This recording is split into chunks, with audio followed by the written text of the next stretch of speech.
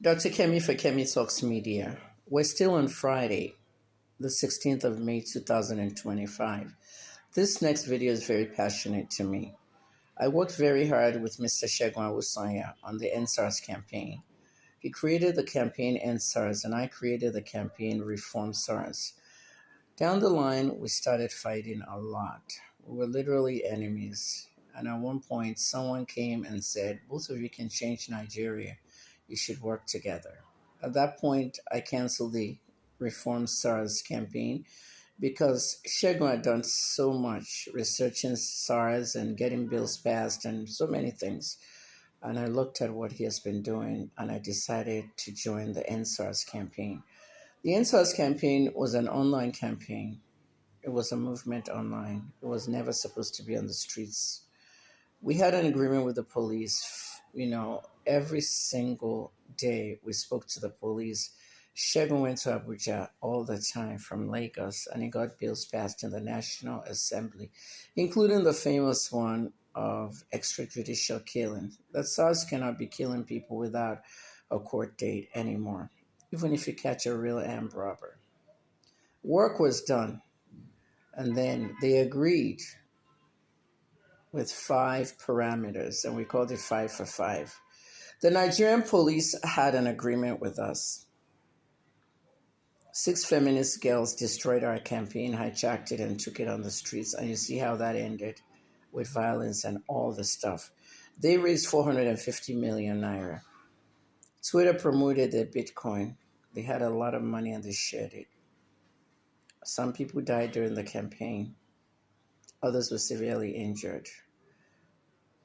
But going back to what we agreed on 5 years ago, I said 5 years ago,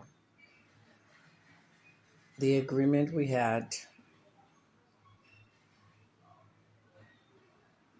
said that there will be no police brutality, extortion, and other things in the 5 for 5.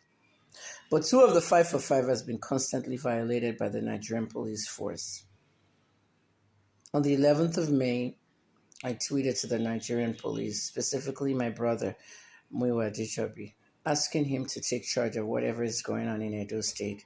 I'm getting a lot of complaints in Benin City. Now, who am I? I'm a notable journalist from Nigeria, and I'm also an activist. I'm an activist for gun violence and drug abuse, but when it comes to human rights, I sometimes will talk out about things that are not right. Young people in Benin are complaining of police harassing them, that they can't go out, they're scared to go out.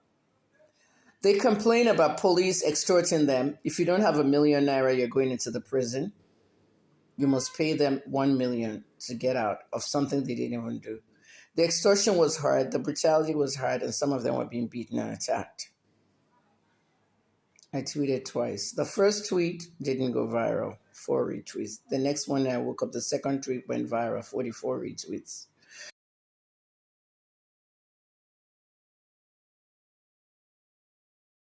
Wake up. Everybody's a voice in Nigeria. You can't sit down there. 2 days after I tweeted, the Crown Prince posted on Instagram. And at the end of the day, the prince, the child of the king, a youth, is also speaking about the stuff going on in Edo State, especially Benin City. Nigerian police, I implore you to take action. ACP Muyiwa Dijobi, you know how I respect and trust you. Aburo mi ni Muyiwa. Okay, kí ló máa ń pè mí, the golden woman of our time, tí bá ti bẹ́ẹ̀ sọ̀rọ̀ lórí messaging.